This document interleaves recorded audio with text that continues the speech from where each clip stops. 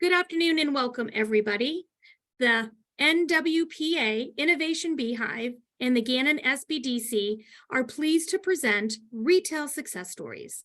Today, we will be hearing from Mia D'Amato of Boho Basement and Missy Hitz of Monacella Massage and Kinesiology. Your moderator for today's webinar is Brad Gleason, Director of Entrepreneurial Operations for the Erie Technology Incubator, Gannon Beehive, and IHAC. Before we begin, I just have a few housekeeping items. This webinar is being recorded so that you can share it with others or rewatch it later on.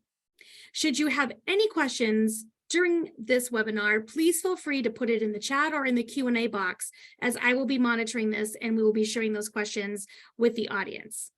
So without further ado, I would like to turn the webinar over to Brad. Brad, take it away, please. Thank you, Kathy. Really excited to be here today to talk about retail success stories and having Mia and Missy here today. They have great stories. And what we're going to do today is dive in a little bit and understand a lot more about how we got here today, what they've got going on in Erie, where their visions are. It's going to be an exciting session. So welcome to both of you for being here. Hello. Thanks for having us. Let's get the conversation started because there's a lot to cover. At least I would like to cover as much as possible. And so let's start off by letting the listeners and viewers understand a little bit about your business, both, what is your business about? What do you offer from a services and product standpoint? So let's start with Missy. Could you tell us all about Monacella Massage and Kinesiology? Sure. So I'm Missy Hitz, owner and founder of Monacella Massage and Kinesiology in the Renaissance Center downtown. We're a team of licensed massage therapists and focus on relaxation and also pain relief. Everybody is different, and we strive to give you the best massage. Clients can choose from hot stone, deep tissue, manual lymphatic drainage massage. We work on clients that were unfortunately injured in a motor vehicle accident, like whiplash, stress relief, you name it, we probably do it. Legitimate therapeutic massage. No, that's very important. And I can imagine those that have been significantly injured, the sooner you start doing that, the sooner they start to heal better, and that's got to be rewarding. Mia, same question to you. Can you tell us about your business so everyone can take in what you have to offer? Yeah, for sure. So I'm in the space of upcycling, which essentially is taking, it's funny, I've told you this before, so just telling everyone else. So I take secondhand textiles and upcycle them into new wares. Right now I'm focused mostly on the pro sportswear. So upcycling NFL, NBA, NHL clothing into new custom outfits. Cool. Both very interesting businesses, and you're both located here in Erie, which is exciting. Great. So we're going to dive into both your businesses in a couple interesting ways. But before getting too excited and jumping too soon, it's important to understand some of the initial steps you've taken for your business. So I would love to, let's keep the same order so we keep it something more predictable between the two of you. But for Missy then, when did you start your business and what gave you the idea to start your business? Sure. So I went to school to be an engineer, decided I wanted to work with people instead. So I changed my degree to kinesiology from Penn State. And then I realized I didn't want to go down the physical therapy road, that I really loved massage therapy. So I graduated from a massage therapy school in 1998. So last century, a long time ago. I've taught massage at a couple schools, ran a massage school, and then I decided I wanted to be in the field instead of teaching it. So in 2008, I opened Monacella Massage, and we expanded to a team of 10 in 2017. Wow, in 14 years. It's Crazy. Yeah, that's outstanding. And Mia, same question. Yeah, so I graduated, well, I want to say recently, but it's a couple of years now, from Mercyhurst in 21. And right before that, right before I graduated, we had COVID. So went home for COVID, everyone's doing nothing, sitting idle. And that's when I first initially got my idea to start thrift flipping, reselling. So that's kind of how everything started. And then when school was back in session, I kept doing it through school. And then graduated and decided to pursue it full time.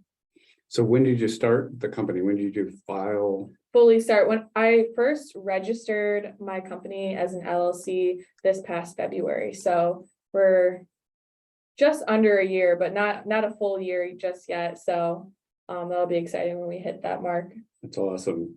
So I know starting a business for any audience member, some people are like, I'm right there with you and it's very stressful. And there's others that may not have entered into the space yet. And they look at it as almost a little bit glamorous, right? Like it's, oh, all you got to do is put up your shingle and everything will be great. And we all know that it's never that case. And a matter of fact, if you look behind the curtain, there's an interesting story there. So what I'd like to do is, now that we know you started your business and you started to operate, and that's why you're here, I always look at leading a business as never a perfect road. There's always changes that occur. As you started to operate your business, is there a pivot that occurred that you had to make to move your business along in a different way? And if so, could you expand on that a little bit? Sure. So when I started my business, I didn't have any boundaries. I was excited to, just take any client whenever they were ready. So 8 a.m. or 7 p.m., I was ready for the business. Give me the money. Let me, succeed. And then I got busy. So I was working all the time, every day, 7 days a week. And that's exhausting. And it's hard when you're working in your business instead of on it. So I was like, I'm ready to hire an independent contractor to help me out. This will be fantastic. So I had a one-room studio at the time, and I would work 8 to 2 and she would work 2 to 8. And I was like, perfect. The first person I hired was one of my students. I thought everybody would be happy to see them. No, now I had less availability and they were not happy that I brought somebody else on. They all wanted me. So that was something that really had me pivot and change, where I had to, market the business again as the business entity and not just my personal massage studio. I was surprised at that. So that's an interesting story. So let me ask you a follow-on on that before moving on to Mia. From a percentage standpoint, what did that do to your core business at that time? And how did you recover from that based on possibly losing customers? I'm dying to know how that went. Yeah, well, it's funny because over the years I would run into a client that I hadn't seen in a while, and I'm like, are you getting massage? What's going on? And they said, well, we don't want to cheat on you. I don't want to cheat on you. So I'm going somewhere else. So you don't know that I'm going to another therapist. I'm like, but it'd be helpful if you go to my employee instead of, a competitor. So, some clients I had conversations with, and I explained, the capability of the staff. I bribed them with some discounts. Try the new person, 25% off. It's worth it. So, you figure it out. Yeah, that's a pivot by itself, right? Figuring out how to get people that's left the business core to come back, right? Mm-hmm. It's an interesting story. Mia, same question to you. Yeah, I mean, just going off of Missy right there, though, I feel like that's something the point she made where, working 7 days a week and having open availability, taking every potential sale. That's something I'm working through that Brad knows very well right now, just with myself and trying to delegate work and really pick and choose what the best, potential move or sale is for my business. So, but so let me do a follow on to it's exhausting when you start to receive revenue. mm-hmm. You want to perpetuate that, right? Yeah. But you start to recognize limits. Yep. Yeah. So to that point, you have a different type of customer. Yeah. Right. You're moving crowds, and you're moving crowds in a very interesting way. How are you managing the crowd to keep them engaged in what you're doing and still figuring out how to continue to evolve your business model to that pivot question? Yeah. I was just trying to think of the initial question about when my first pivot was. But in the business, I am upcycling and trying to keep up with the trends in fashion and just general wears. I'm always having to adapt and pivot to the new trends. So initially, when I came into the incubator with my idea, I had this whole vision for boho basics and a second concept I was calling dead thread. And it very quickly got overrun by what I do now in the pro sports space. So people wanted that, and I just switched that day pretty much, and it's been sportswear ever since. So my initial idea and everything I put into that kind of just got put on the back burner while I pursued what everybody wanted at the time. That's a really difficult pivot, not only to really hyper focus on one area and to shelve some of your other ideas at the same Yeah. time. That's a really hard one. Interesting. So now that you both have started your business, some of you 14 years compared to one is very different, right? But I also know both of you, and you have very active creative minds. So I think this is a setup for both of you. So I'll start with Missy. Now that you've been running your business, any additional business ideas No. that you can share? Yeah. So the question I get all the time is, you only offer massage therapy. We are not a spa. I don't have an intention of growing or adding other services. I like the nerdiness of the anatomy nerds coming in and fixing the muscular problems. I just don't want to change that dynamic. And then Brad, as you know, like my husband started, I always have to plug it. I find a way.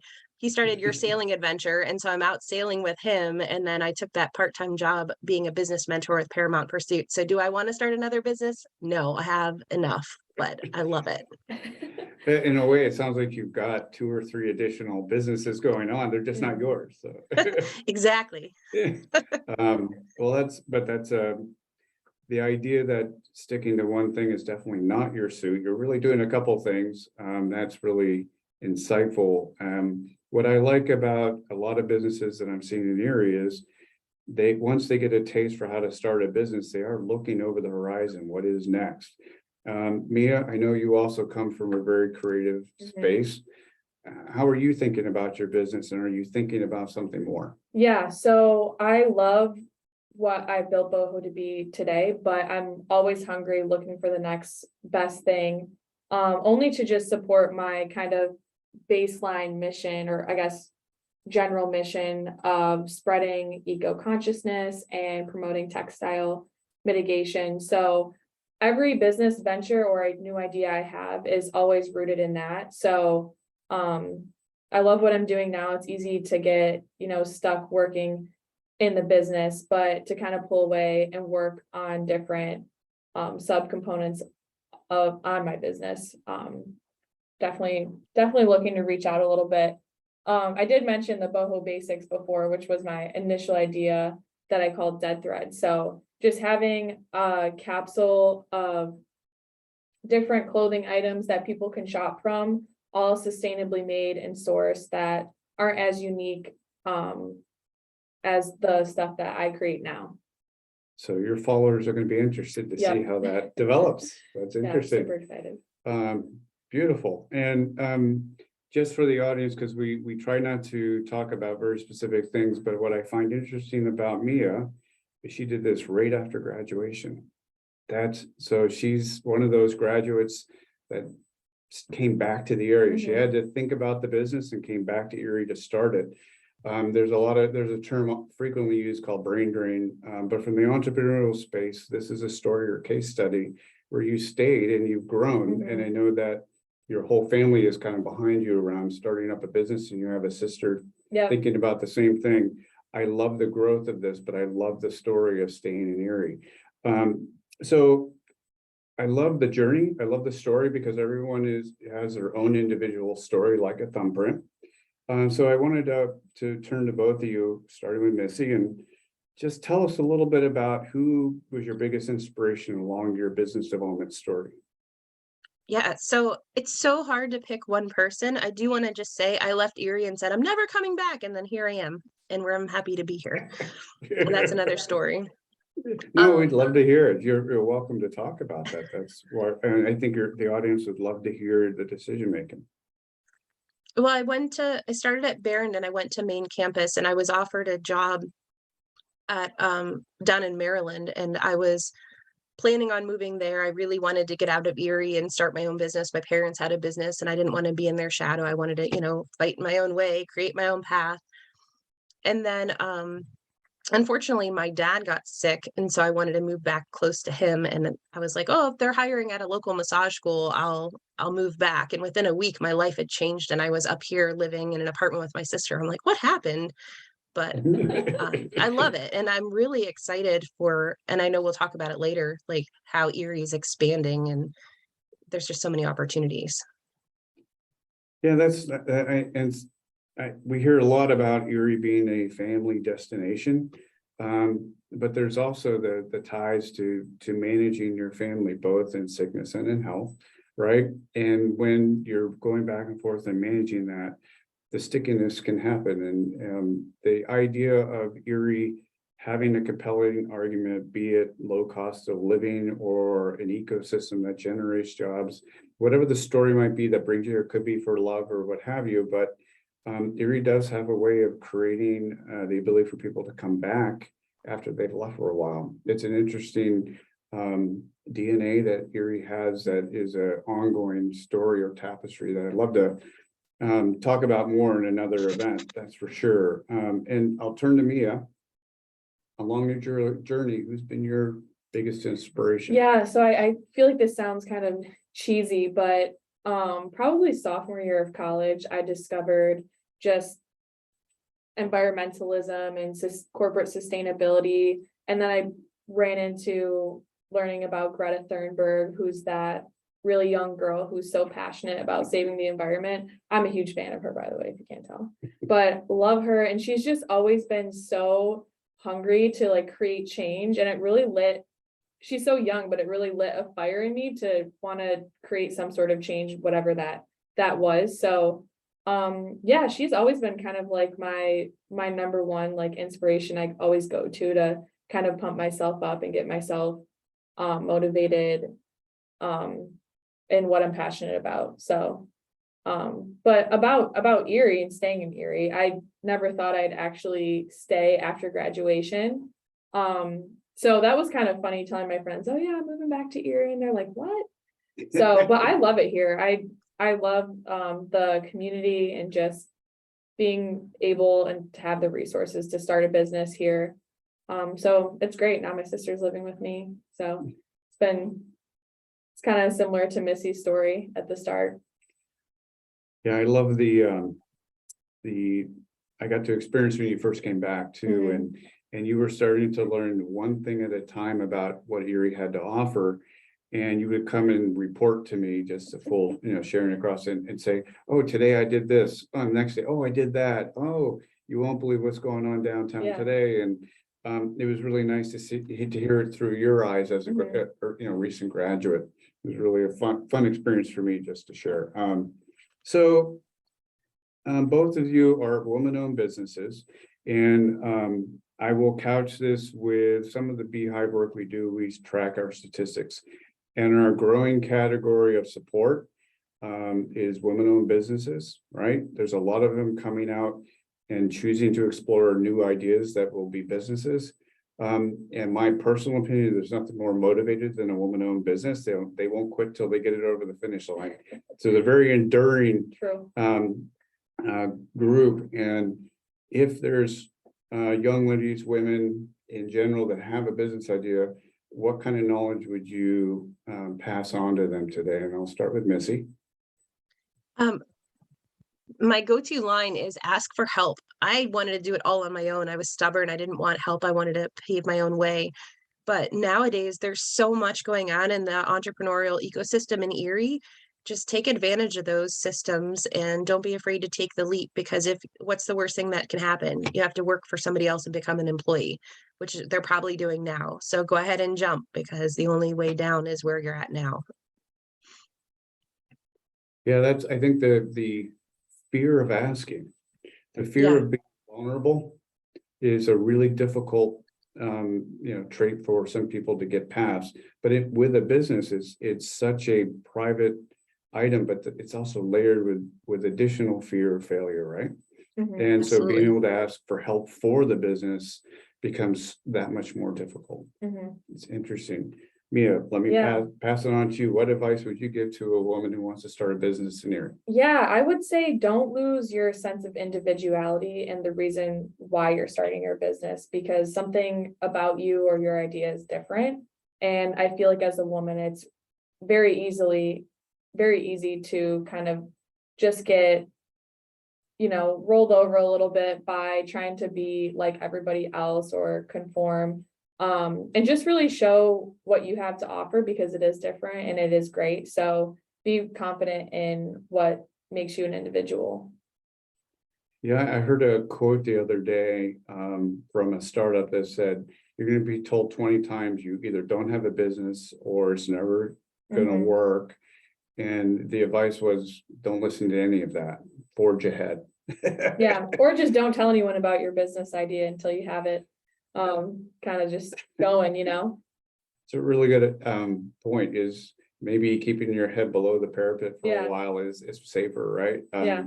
You want to burst and tell everyone about what you're doing, but Mhm. that comes with its unexpected feedback. Yeah. Yeah.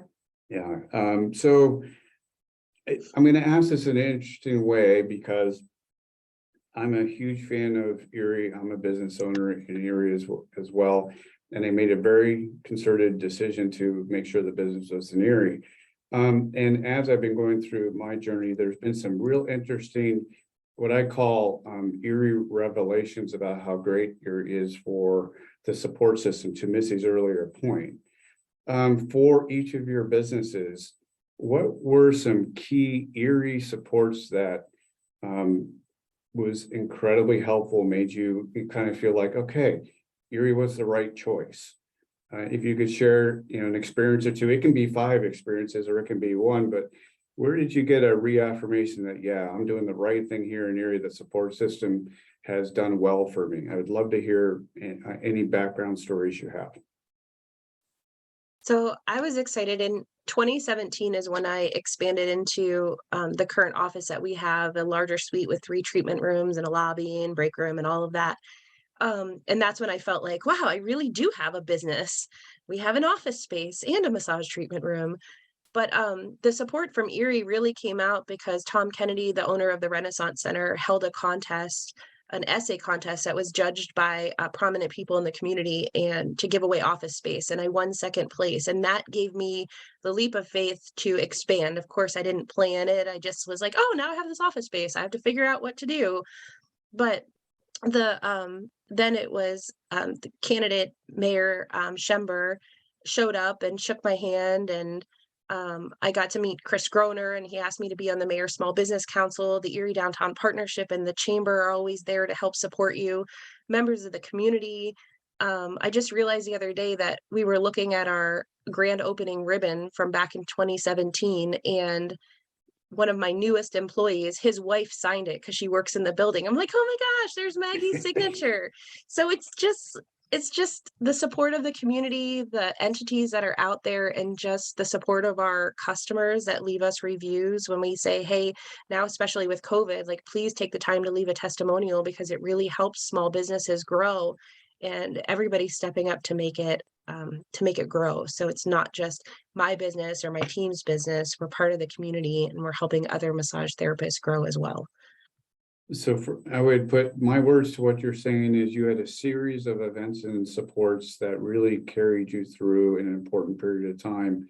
And just to anchor your point, there are, I would consider, a rich set of supports, and they know kind of when to step in and provide that higher support when they know you're kind of coming down. They come to meet you and get you over a particular milestone, and not every community is built that way. It is a town that has I would call it a startup neural network, if you will. They can kind of sense when somebody's struggling, and they step in and kind of move you to where you need to be. And that you don't get that response from every startup community, for sure. Mia, let me turn it to you and get your intake on how your Erie experience was, and what kind of, which ones jumped out at you as you've been through your journey. Yeah, so like I said before, I haven't been here a full year yet, but I feel like I've already been able to receive so much support from the community, especially you and Kathy from ETI. You guys have been almost like my crutch, you know, getting through the past 6 months. So I wouldn't be able to run my business or exist without just the constant support around what I'm doing every day. So the connections that you guys make every day, you know, constantly are always so helpful. The one connection that I think you made, or Kathy, I can't remember, but to Mike Walster was really great too. He's been amazing support. And then also Bill at the SBDC, they have a lot of great resources and just pretty much open availability to help with whatever business needs I have. Cool. And again, a year or 14 years, right? It's that neural network of stepping in at a certain time. And I would make the argument, although you've gotten supports as we plugged you into people to talk to, you're kind of a force of your own, and you've been moving in other directions. And people are watching, right? And they're paying attention, and you enter into the discussion as you think about business 2 and 3. But what I like is that across some of the supports you've talked about, we all communicate, which is something that doesn't get talked to too often as a startup or as an existing business. I think that the communication about you is something that doesn't get shared, but I think back to that neural network. And there's no need to start a business and do it alone. There's people ready and willing to help that have resources kind of already allocated. So I mean, just like Missy said, ask for help. People want to help you. Yeah, in this town, you don't have to go far to get the support.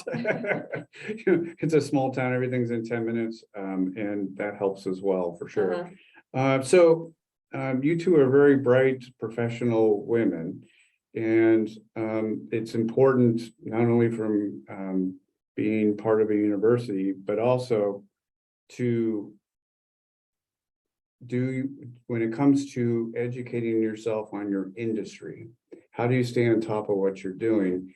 There are a whole bunch of different paths that a company could take, or not at all, right? They don't have to just keep doing what they're doing. I would like to hear from both of you how you educate yourself on your industry and stay on top of your discipline by association, by literature review, or however you utilize information to make sure you stay on your game. I think that'd be helpful for people who have a business and may not necessarily have that mechanism in place.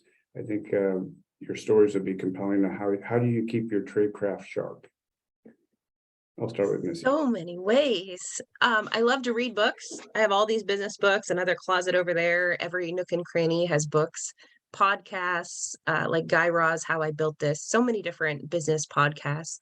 Of course, there's industry trade like ABMP, AMTA of massage therapy and continuing education courses, but really it's just stay connected with the community. Like I'm a member of the chamber and I try to go to all of their events, the Beehive events.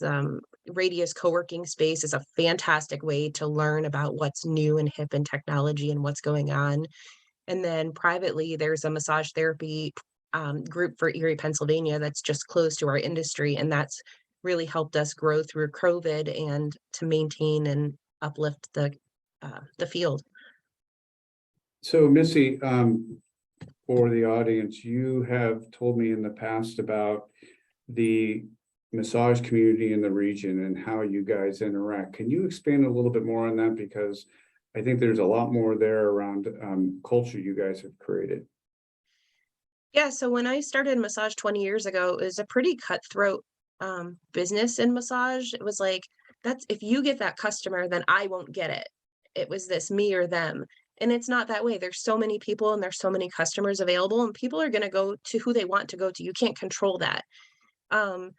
So we're opening the communication, and we started getting together for lunch, and then we started meeting on this Facebook group. Like for instance, the Great Lakes Institute of Technology just had a career fair, and I was there talking with the employees of Massage Envy, and I had these new hot grip tools that my office was learning about, and I was over there showing them how to use it and talking to the owner.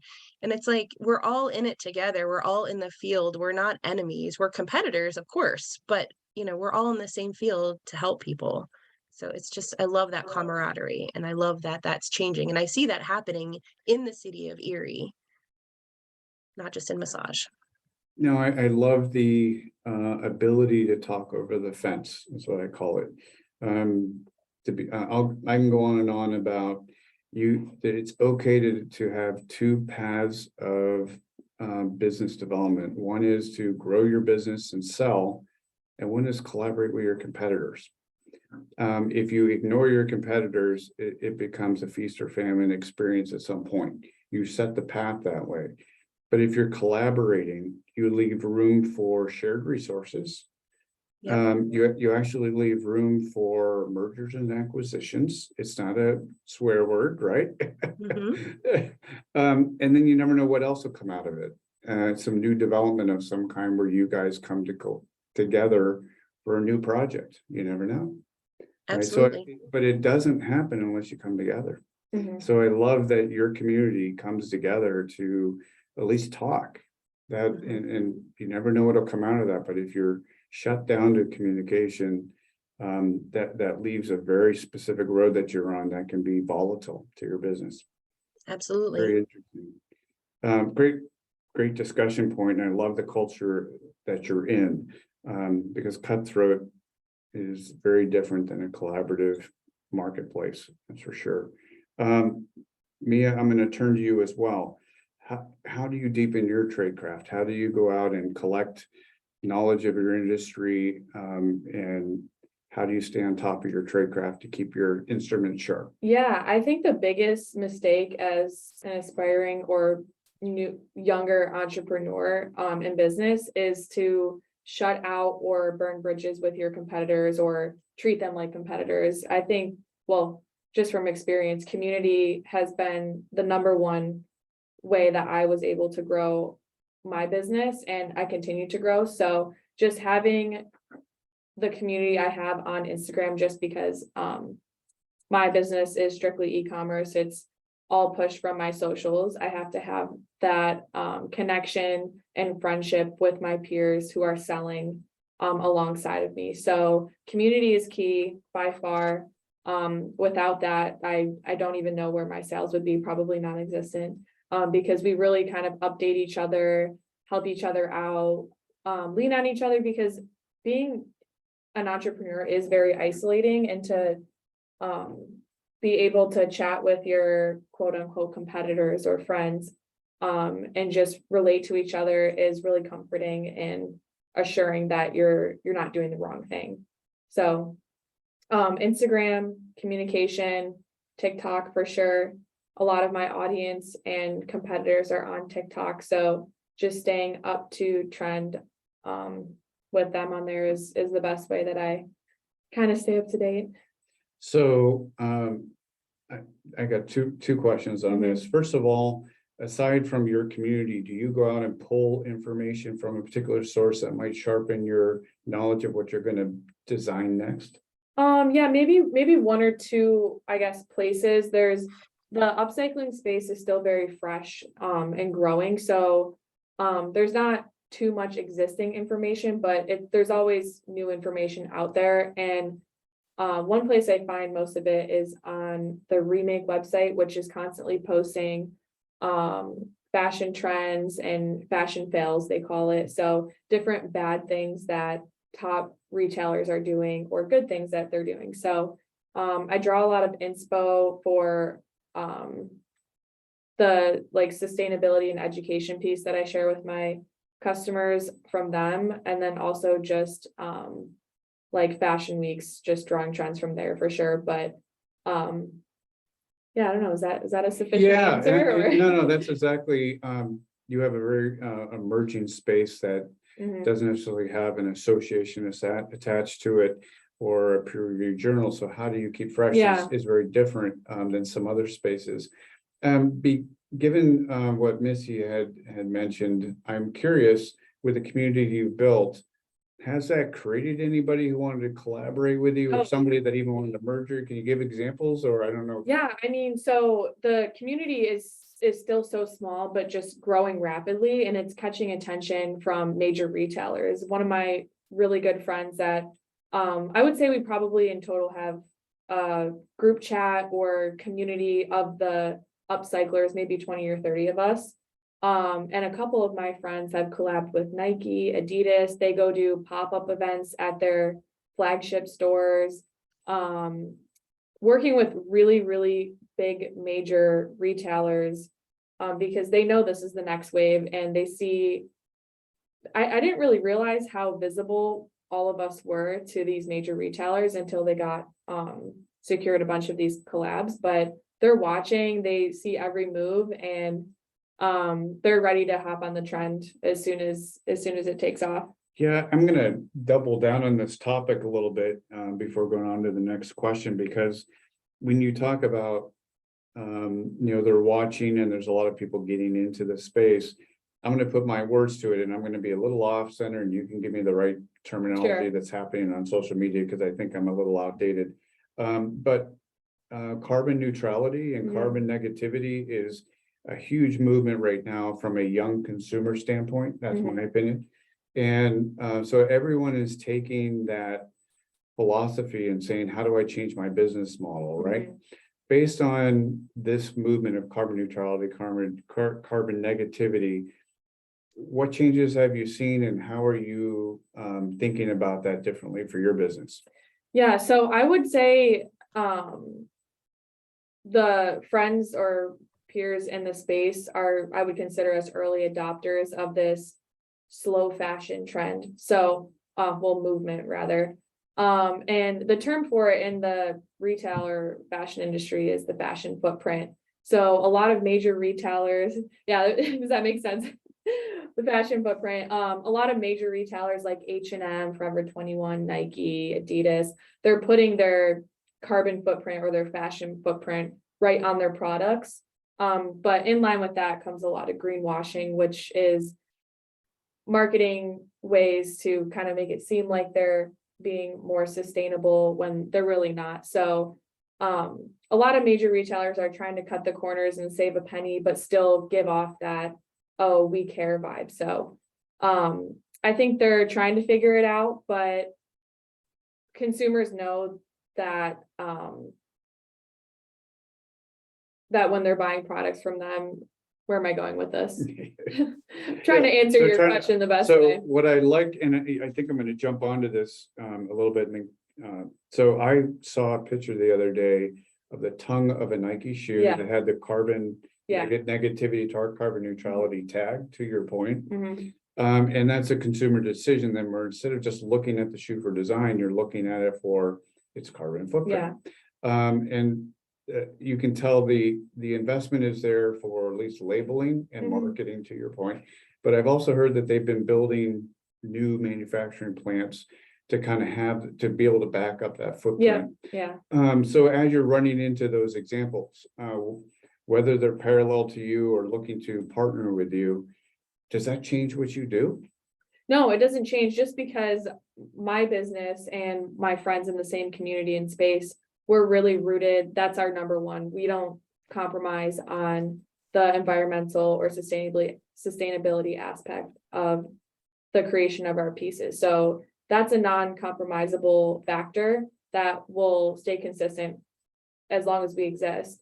As for other retailers, just for example, like Nike, they really have to change their branding, change their messaging to fit this new narrative that consumers want. So it's going to be a little bit more difficult, but when you come to my page and you buy from me or you buy from Maddie or Sam or Kat, you know what you're getting, just because of how transparent we are, and how we've structured our business models. Yeah, I've been doing a little bit of homework in this space, and I've seen some other approaches that kind of shock me. One, because I'm not sure if the investment in time to build the product is actually going to save enough energy for the negativity. One was sand tanks to store energy, and algae servers. Both of those caught my attention as I'm going, those are pretty extreme. I'm wondering where those will go. Do they really work equally to current technology and therefore save the grid? I'm not sure, but I'm keeping my eye on it. But it seems to be that you're on top of it, which is really I'm gonna, before going on to the next question, Missy, has that crossed your business world? The carbon neutrality movement, have you been impacted by that? No, like we have the only change that we've noticed is clients sometimes will ask for instead of like a therapeutic massage lotion created by a massage therapy company to use like coconut oil or something like that to reduce the impact, but not really. Okay, yeah, it's an interesting topic that gets a lot of discussion at the university side, because we're always looking for the newest trends to make sure we're current in understanding the impact of those things. And so Mia, you triggered on something that you're way ahead of the curve, and that's interesting. So let me make sure I get my question right. So aside from tradecraft and building your business, so as you've moved along, there's always challenges, there's always really interesting occurrences, right? As you have moved forward in your business, can you talk about one good fortune that has occurred that you didn't expect? I know when you come to an interview session, people want to know what bad happened to you. I'm much more about, I want to know the positive surprise that happened to your business that transformed it. It would be an interesting story to share, and we'll just stay on the positivity note. So Missy? Well, as I mentioned before, like I had a friend, Lisa Songer, who encouraged me to enter into that office giveaway essay contest. And that changed my life. It changed my business. I had no desire to grow more than just the one studio apartment or studio office. I was very happy and content being there. And because of that push, like I employ 9 other people in the community and we've grown, and I never thought that I wanted to grow to that scale. Interesting, Mia. Cool. Well, kind of, I would say something that caught me off guard. I was on Instagram and saw an application for this thing called the Sister Accord. And then Kathy sent an email with a link to the same thing to apply for a $10,000 grant. And I was like, you know what the heck? If Kathy's sending it, it must be legit. So I clicked on it, applied that night, and got a phone call the next morning from a woman named Sonia, who was an ex-employee at Procter and Gamble. And amazing woman. I was like, is this fake? There's no way I could have won this within less than 24 hours, So I won this grant, and it was really amazing to see how their motive and their mission behind giving away this money. It's really was geared to help women in business to just have a little bit of financial help or capital without having to jump through hoops, go through competitions, compete with men. So it was really a really great resource, and it helped me out a lot and allowed me to make a few different decisions. So the anchoring here is always make sure the link is safe. Yeah, make sure the link is safe, but and then second of all, you always got to take a chance on your business. just apply. Yeah. Just apply. You don't know, I guess. Yeah. I mean, apply for the office space, apply for the grant, apply for contests, Rochelle, our other woman-owned business in our co-working space, was on a reality TV show for entrepreneurs. I mean, anything to help grow and expand your business is amazing, and you should the worst I can say is no. I know it sounds cliche, but just apply. So I'm going to really shift topics a little bit, and this is going to be a challenging question. But I think it's important as businesses start up that as they're growing the business, that there is a thread that has to spend some time and energy in developing your leadership skills. And I know both of you have taken very challenging leadership tacks to grow your business. So I'm gonna ask you to think about your business and yourself, and ask you, how do you define yourself as a business leader? so that those who are listening to this can help think about their leadership track as they're growing their startup business on that track. I'll start with Missy. It's funny, this was the hard question I asked my husband. I'm like, how do I answer this? He's like, only you have the answer. But I believe that there's bosses and there's leaders. And when you're a true leader, you don't think of yourself that way. You just, it's who you are. It's just what you do. And like, as I mentioned before, in my business, I empower the employees and ask for their opinions because I don't know everything.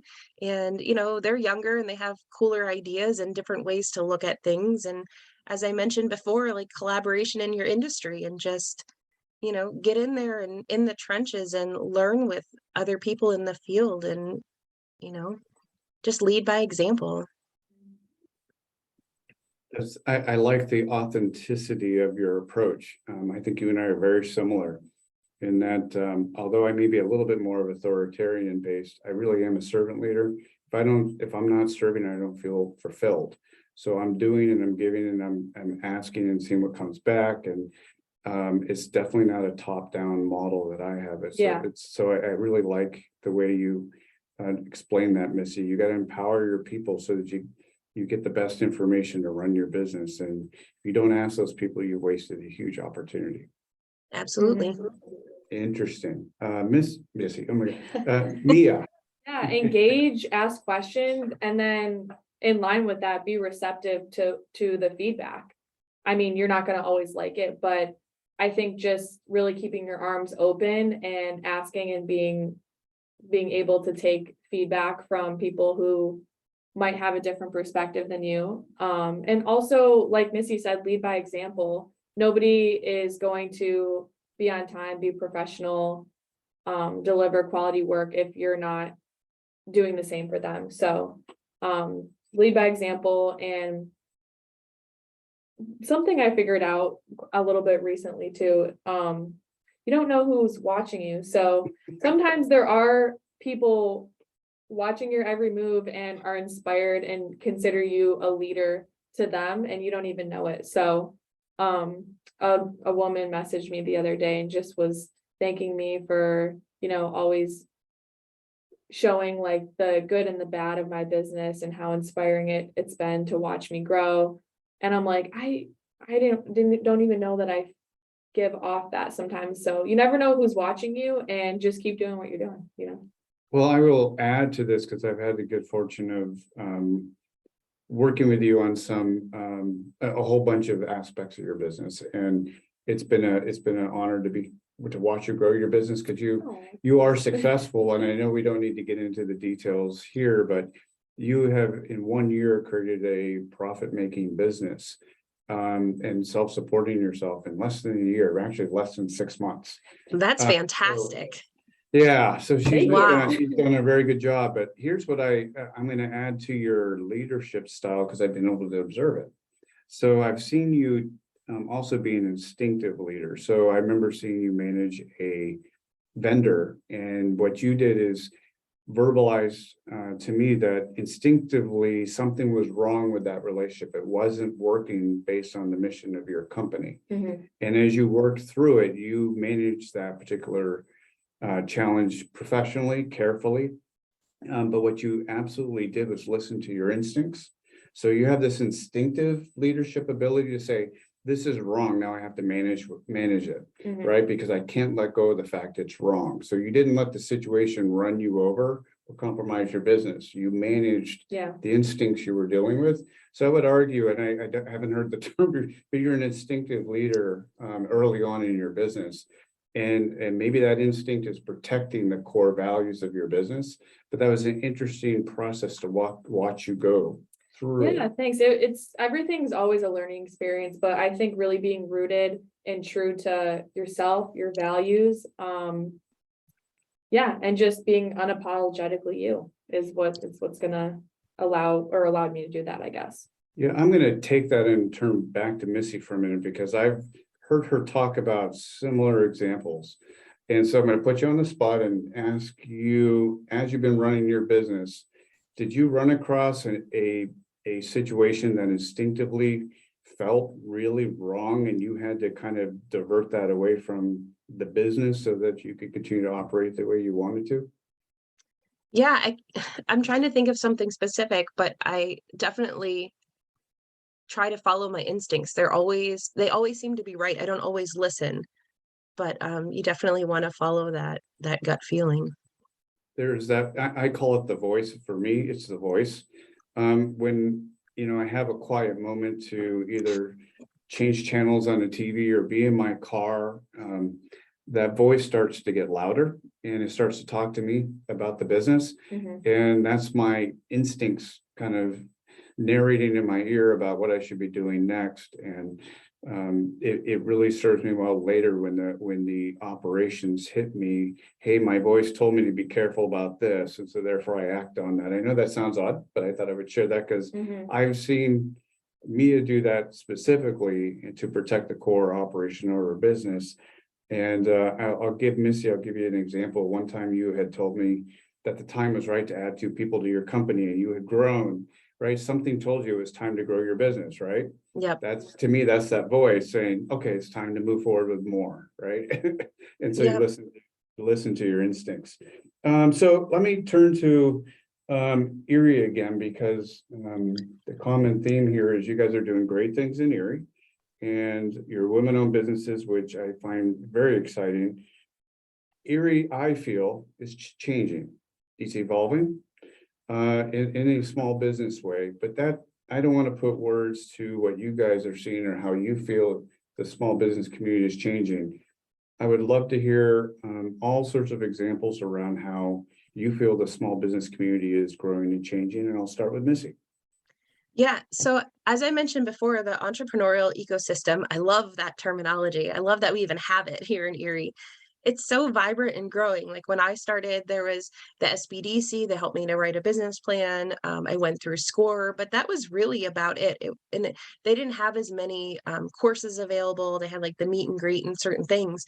But now there's just so many with the Innovation Beehive. And oh my gosh, the list just goes on and on. But what I love about Erie is, I'll use this as an example. Small Business Saturday is coming up in a couple weekends. And I've watched like the Erie Downtown Partnership, the EDDC, Erie's Black Wall Street, Local 11 Pop-Up, the Sisters of St. Joseph's Network, the Federal Hill District. Everybody is participating and collaborating. I think I named all of them. There were so many. I'm like, oh my gosh. And we're going to be set up at the cashier's house. There's just so many things going on. And I just love it. It's just exciting to me. Like we're embracing winter and we're not just cramming all the fun in the 4 months of summer, which we still do, but we can do other things all year round. And there's just so much collaboration and support. I just get excited about it. I can't miss your enthusiasm. Thank you for saying it the way you said it. That's and I've lived in Erie for almost 40 years. Should I say that? I've seen very similar, I would call it outbursts of small business. And I will add that we're a first generation startup community. I label us a first generation startup community sprinting at a second generation startup community. And part of that has to be with the framework that you just said. It needs to burst, it needs to blossom. And I think you're giving great examples of how it's blossoming. But the other part is we have to know how to talk startup. We have to learn a new language in order to be a startup community. And I see that happening, which is really interesting. So I'm going to turn it to Mia. What kind of blossoming have you seen? What kind of narrative are you seeing that's changing? Yeah. Why don't you share that? It's funny that you say it's like a race and has to, blast off. I just thought of this analogy. I've only been here roughly 4.5 years now, just from college. And it almost feels like they've been organizing this race, and I graduated and I happened to walk across the starting line when they were kicking off. So I feel like the race just started. And since I've been here for school, downtown didn't look like it does now when I moved downtown a couple months ago. So it's more community based, just kind of going back to that. People are excited. There's events happening every week. I'm meeting other young like professionals for startups over at Radius, just at events, even here in ETI, networking events. So it's really great to see other young entrepreneurs. I thought I would be the only one. Honestly, I didn't know what to expect when I got here, but just coming out of the Buffalo entrepreneurial ecosystem and being dropped in Erie, I see it really picking up and showing a lot of parallel trends to what I was seeing in Buffalo a couple years ago. Well, I will argue quality is more important than quantity. Mhm. And your point about Buffalo, and I think we need to be thinking about a triangle. But what one of the big inspirations for the Buffalo increase was a thing called the Buffalo Billion. And so Governor Cuomo at the time started putting billions of dollars into startup ecosystems and economic development at Mhm. large. And that really stirred a lot of development. And Yeah, Erie wasn't given $1 billion. yeah, But we're still able to create the same culture. And I think it's a lot of people wanting to reinvent the economy and wanting to do it in a customized, personal way. Mhm. So it's not necessarily $1 billion or a new company coming to Erie. It's a large number of seeds being planted organic, yeah, that everyone wants to grow their ones and twos that turns into 10s and 20s. And over time, there's going to be an interesting legacy story here that turns into, a community movement and a bigger economic cog. It's so exciting. fun. Yeah. So I want to first thank Missy Hitz and Mia D'Amato for being here today. And then turn to Kathy to see if there's any final business we need to sew up before we're finished tonight. As always, I could listen to you ladies talk for hours. You are so inspirational in your own rights, and congratulations for where you are with your businesses. I think, you're an inspiration to all of those entrepreneurs who are in our ecosystem, listening to you and saying, you know what, if they can do it, I can do it too. So, thank you so much for everything you do. And thank you, Brad, for moderating this great success story podcast. So at this time, I'm just going to remind you that we have our final one tomorrow, and it is on specialty success stories. So can't wait to see everybody tomorrow at 4:00. Have a great evening, everyone, and drive Thanks, safely because Kathy. it's snowing. See you all. Bye.